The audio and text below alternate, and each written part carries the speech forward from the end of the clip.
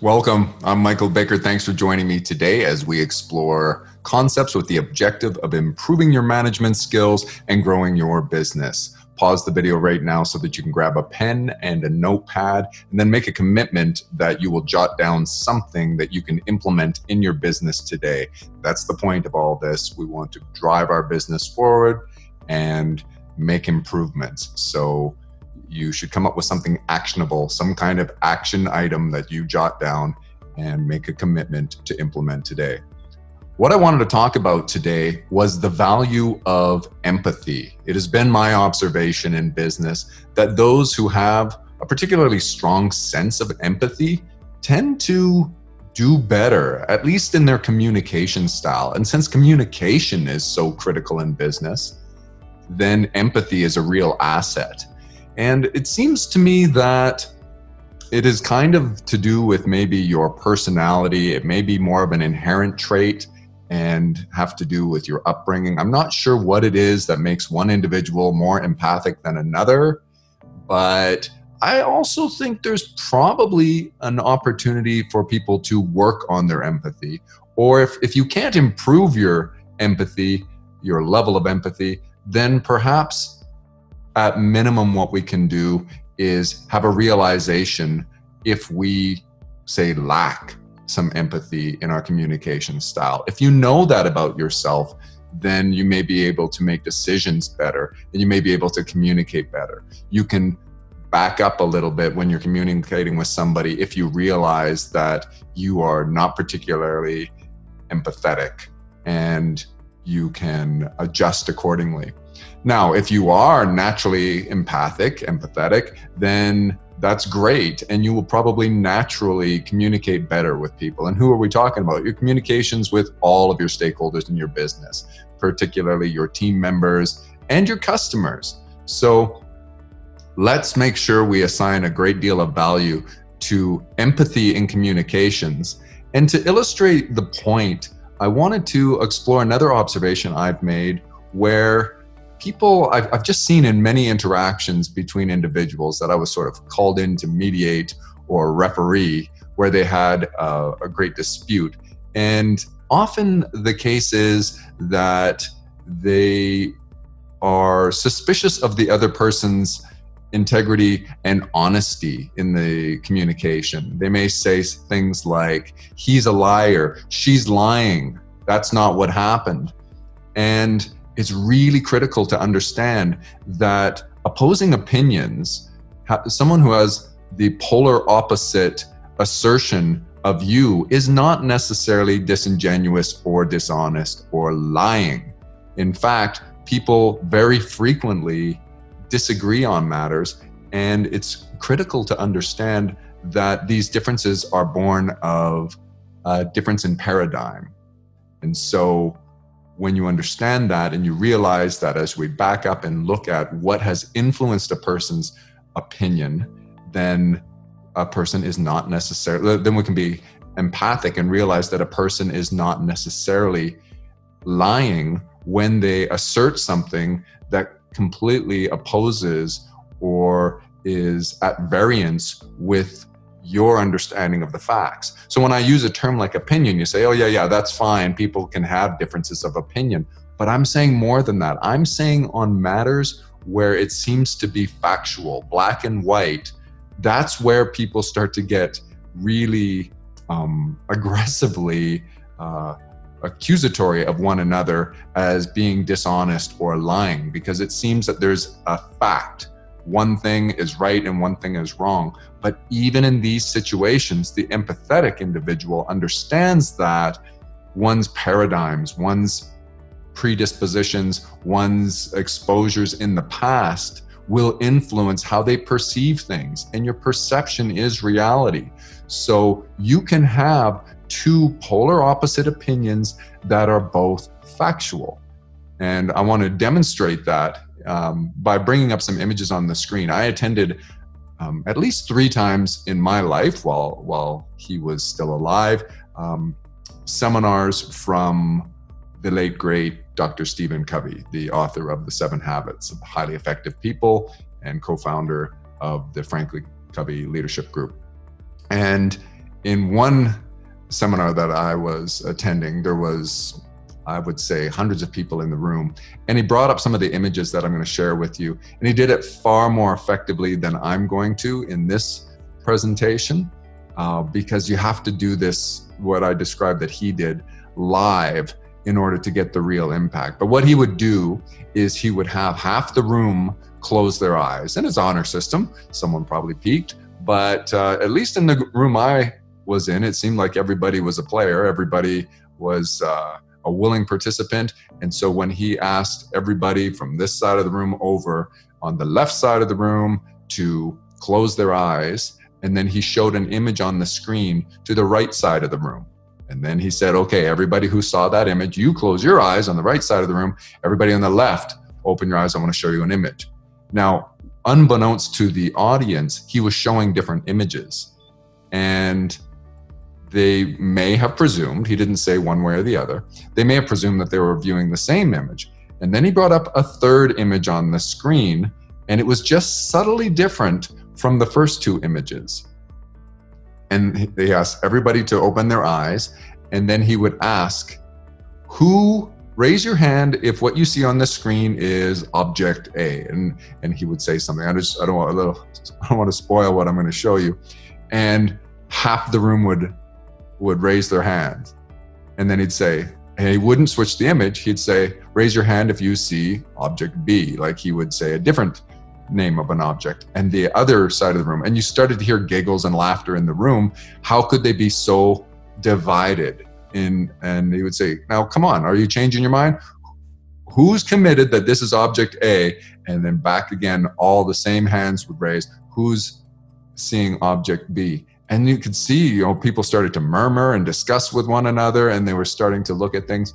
And then he would say, now let me help you understand what's going on here. Here is the image I showed this side of the room. And with everybody's eyes open, he would show, and that image looked very much like the image that everyone viewed together, but it influenced them to view it as object A. And then he did the same thing with object B. And when we get into this, I'm going to bring up some images on the screen, and it'll show you that. And it was a very powerful way for him to demonstrate this notion of people having the polar opposite opinion, but who was wrong, who was right? Neither. Both parties were absolutely right. Their predisposition, what they had been exposed to, that formed their paradigm, that formed the basis for what they were asserting at a particular moment, influenced them to perceive something in a specific way. They were not being disingenuous. They were not lying. They were telling what they truly believed, and they had been influenced to believe that. And then conversely, the other group had been conditioned to see something different, and they were both seeing the same thing through an optical illusion that was actually could be one or the other. That phenomenon occurs when there are, say, crimes that are committed, or maybe a traffic accident. Witnesses of these things, police, when they take independent statements, will often get conflicting factual assertions in the reports that they give, the witness statements. And that again does not mean that one person's lying or the other person is more accurate and has greater observation. It has to do with what conditions have sort of influenced their way of thinking before they witnessed the crime or the accident. And so if a person had been in a car accident a few times, they might be more inclined to see things through the eyes of the victim of a car accident if they were one in the past or something like that. And they may be more empathic toward the driver who they view as the victim and not at fault or whatever. That's probably not the good way to articulate that, but you see what I'm getting at here is people can be being very truthful, and yet they can conflict a great deal. And when I saw these situations, often they would come up between team members within my business, or they were between a customer and a team member, and they were accusing one another of not stating the facts. That's not what happened. It went this way. And since I had had this training that you're now getting, where I realized it doesn't mean a person's lying just because they are saying something that differs from the quote facts that the other party has. They're perceiving it different. They can be completely honest in sharing their viewpoint. So let's get some of these images on the screen right now, and you'll see what I'm talking about. Okay, so here's the first image, and this one was made famous and popularized by a Polish-American psychologist named Joseph Jastrow. And he had an image, this may not be the exact image, it was something very similar to this that he shared with people and made observations about what they reported they were seeing. And so ask yourself, what do you see on the screen in front of you? And let me just demonstrate what that phenomenon was that I was describing in my seminar with Stephen Covey. So this image on the screen now resembles very closely what you saw a moment ago. You would have identified the Joseph Jastrow image as being a duck or a mallard of some kind. So that is what most people identify. But he observed that during Easter, around Easter time, people would often report that they saw a rabbit or a bunny. So if you had been predisposed and saw an image like this, or throughout society, you've been seeing many images of bunnies and rabbits, and then you saw that image in his experiment, you might report that you saw a bunny or a rabbit. Back to the original image here, you can now see both. Now that you've been exposed to the concept, you can see that this ordinarily at first glance would probably represent, of course, the eye and the bill, a duck bill, and the head, and maybe the neck of the duck here. But if you're thinking about, if you've got bunnies on the brain, if you've got rabbits on your mind, then all of a sudden this becomes a nose and a little indentation here of the rabbit's mouth and his ears sticking out behind him and his eyes there. So that was the original sort of optical illusion image. And I'm not exactly sure of the full story behind it here, but it goes to demonstrate exactly how it is that our predisposition and what things have influenced us will influence what we perceive when we view something. So let's go through a few more. Perhaps you've seen this one before and you're familiar with some of these optical illusions, but it's still interesting to revisit them to understand this concept of empathy and understanding in communications that it's okay to disagree, that people may be seeing something that you're failing to see. And when you have this aha moment, when you see it through their eyes, it's very liberating and revealing of just how limited we are in our human brains of perceiving things and insisting that our way is the right way. So this is a very liberating experience in terms of understanding that we should exercise more empathy and try our best to see things through other people's eyes before we insist on our way being the only way. And so that is seek first, understand, and then be understood. So what image do you see on the screen right now? When Stephen Covey used this image, he said, when he did the whole eyes closed thing, I'll show you the precursor images in just a moment, but he asked people, who sees an old woman, or how old would you guess this woman to be? And the ages were, like, well, in her 70s, maybe her 80s, and people were like, are you kidding? Is she beautiful or is she ugly? And people would say, oh, she's not terribly attractive. And someone would say, no, to me, she looks like she's going to be very attractive. And the dissension, again, arose in the crowd, and people started to murmur, and you could hear laughter and debate going on. And so let's look at the images, the precursor images, and then we'll come back to all three of them at the same time. Do you see a young woman or an old woman? Half of the room was shown this image first, which is meant to depict an old woman, mostly. Once you can see both images, and you can, even in these images, you can see both, not just in the original one, but you can see a big nose and an eye, a mouth, some kind of kerchief and a shawl, a little bit of curly hair going on there, big chin, maybe there's a protrusion here of some kind. And so people who saw that original image would again see this. This would be what they're predisposed to automatically see when the other image that I showed you comes up. The other half of the room was shown this image before the optical illusion image. And now you're starting to see, you can even see the old woman in this image, but this one, if you hadn't been predisposed to anything, you would likely see a young woman with a very nice jawline, gentle cheek, a little petite nose, nice eyelashes, long eyelashes, well-groomed eyebrows, some kind of hat, and a string of pearls like a choker necklace, and a dainty ear. And so when you see this image, you're predisposed to see the young woman looking sort of over her shoulder.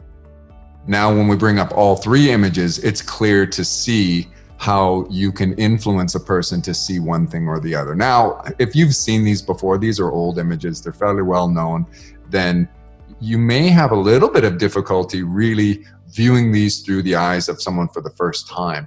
But somebody who hasn't seen the optical illusion and it wasn't automatically obvious to them that it was an optical illusion, they would tend to see one image or the other first. And in the demonstration that Stephen Covey did, if you were conditioned by seeing a precursor image, either the one on the right or the left, that's what you would likely see. And so in the main image here, you can see they've embellished it a little bit. So now the ear of the young woman and the jawline, the nose, the eyelash, a little bit of a feather maybe at the front of her hat. Or is this the old woman and that's a big nose, and here's one eye with a bag under the eye, and this is the other one over here, and then what was a choker necklace for the young woman becomes the mouth of the old woman and the chin, and so on. And you can see that. Let's just do one more and then we'll move on. Okay, this time I'm going to predispose you and condition you. So take a look at the image on the screen right now. You have what would be historically referred to as an Indian with a headdress, or a First Nations person. And let's try one more image. And okay, so here's another image of a First Nations person with the braids and the feathers in the hair and got the paint on the face. And now I'm going to show you a third image. Now, with the conditioning I put in place with those previous two images, what do you see when you look at this image? And now you know that I'm doing optical illusions, so you're already looking. If you haven't seen this before, you're already looking for what the two possible images are here. But the preconditioning I gave you would make it where your brain automatically picks up and sees the chin of an Indian head, First Nations person with their mouth here, a rock solid jawline with their nose and their eye here, and the neck, and some kind of headdress or something like that. But what if I had shown you a different image as a precursor? What if the image I showed you at first was this image? So you've got an Inuit, or commonly referred to, at least historically, as an Eskimo, wearing a parka. Now, if you'd seen this image first, and then we go back to the original, now what you likely see is both sides of the optical illusion. You can see the original Indian head, or you can see an Eskimo peering into a cave and he's wearing his parka. And so what was the eye before on the Indian head is now the crease in the back of the parka neck, and there's the fur around the parka hood. He's maybe gazing into a cave here. He's got his mitten out here, and instead of this being an ear, this is now like the sleeve with the fur around the cuff of the sleeve and maybe the elbow. And this is his, instead of his nose, this is his other elbow, and his feet down here, or rather his legs. And so yeah, I think you get the idea here. It is worth the time I took to share those images, whether you've seen these before or not. This isn't a test of your intelligence to see how quickly you can pick up on an optical illusion and find both images. That's fun to do, and there's many more on the internet. If you're into that kind of thing, you can look at the optical illusions and pick up on them. I find that very entertaining myself.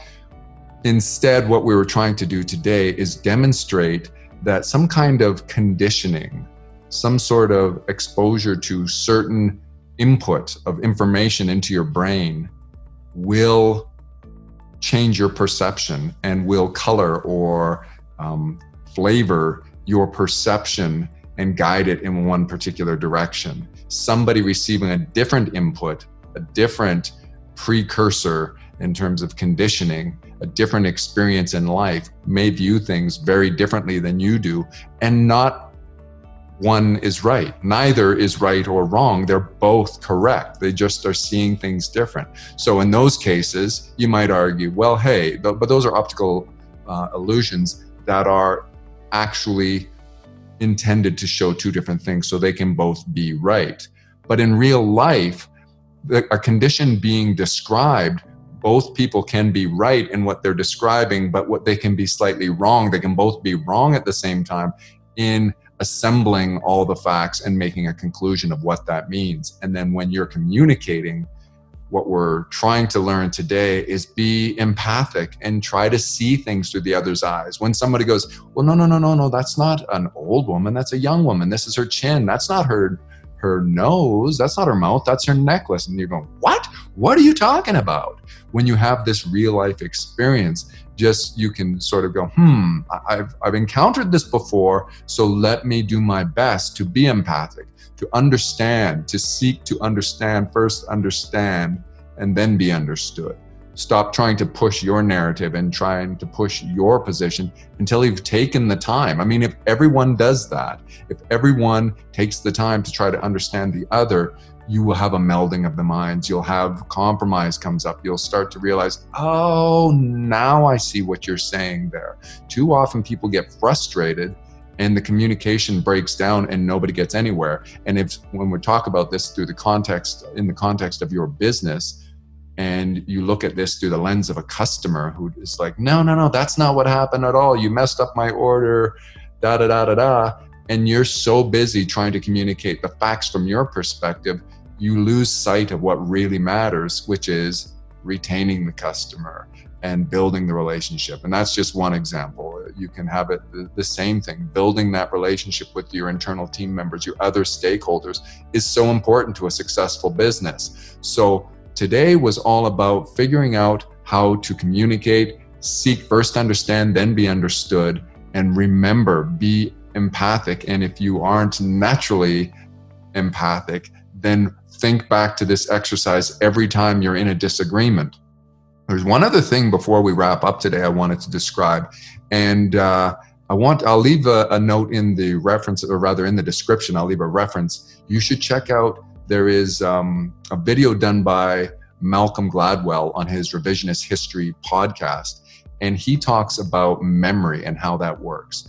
And I don't know all the details. I'm not scientific in this particular area, but it's something like this, that how memory works is not like a recording in your brain that you're going back to when you're asked to recall something, and then you bring up that recording the way you would if this was your hard drive or some cloud storage and you wanted to find a file and refresh your memory. You would bring up the original recording. That's not how the brain works. What the brain does is it brings up the reference that it has from the last time that it looked it up. So if something happened 2 years ago and you last discussed it or referenced it a week ago, when you're asked to recall the event or recall the facts of the details of the situation, what your brain does is it doesn't go back to the original, at least not initially. It's trained to sort of go back to the most recent reference, which was when we discussed it a week ago. And if somebody influenced you during that discussion, it may have changed and skewed your original recording, so to speak. When we're saying it's not a recording, your original perception of what happened can be influenced by what happened a week ago in your discussion. If there was some embellishment made at that point, it wasn't necessarily intentional. Maybe somebody said something, you're like, oh yeah, and that happened as well, or whatever. What often occurs is that people conflate previous experiences. So someone asks you, hey, you remember that time you were talking to so-and-so back 5 years ago? And actually your brain might pull up more than one time you were speaking with them and conflate it into one experience. And you will say, yeah, she told me this, that, and the other thing. And that might be absolutely true from a different conversation you had, but you insert it into one conversation that you're referencing now. And so I really recommend that you check that out and understand the real concept here to understand is that, again, people are not lying when they maybe recall facts differently than you do, or differently than a video recording of it might have demonstrated something different than they said. That doesn't necessarily mean it can mean that they are wrong, but it doesn't mean that they are intentionally trying to deceive you. It's not necessarily deception or some sort of malicious dishonesty. It could be just, I really believed what I was telling you. Take the time to listen to Malcolm Gladwell. He does a great podcast, that Revisionist History, and you're one click away from learning about that. As it relates to this conversation, it's again about being empathic and in your communication with your stakeholders, those people in your business that make a difference day to day and have a vested interest in the success of your business. It's really critical to have good communication channels, and it's really critical to have trust. And trust erodes when we have these disagreements and we assume the worst of somebody else. We assume that they are intentionally deceiving us, when we realize that there's been lots of psychology to demonstrate people aren't necessarily trying to deceive, and they aren't necessarily even wrong. Sometimes they're wrong, but they aren't trying to deceive. They're not lying. And that's where the empathy comes in. And then you're like, I think you might be conflating some experiences, or I think you might be mistaken about some of the facts, but let me try to understand a little bit better where you're coming from. And then you don't get people's guard up so much, and they aren't so defensive, and it's a much better communication style. Communication is key in business with all of your stakeholders. Empathy is one of the best things to make you a good communicator, and understanding some of the psychology that the experts have gone through will make you a more rounded, more empathic communicator, and will improve your business. So I'm hoping you got something out of this, something you can implement in your business today. Maybe all you're going to implement is you're going to watch that Malcolm Gladwell podcast that I link in the description here. Or you're going to go back and talk to somebody you had a disagreement with, some kind of confrontation, and you're going to go, you know what, can we go through that again? I really want to understand where you were coming from on that one. I don't know what it is. Implement something to improve your business today. Leave something in the comments if you disagreed, if you have an experience that others can benefit from. We've got to learn from one another. Perpetual refinement.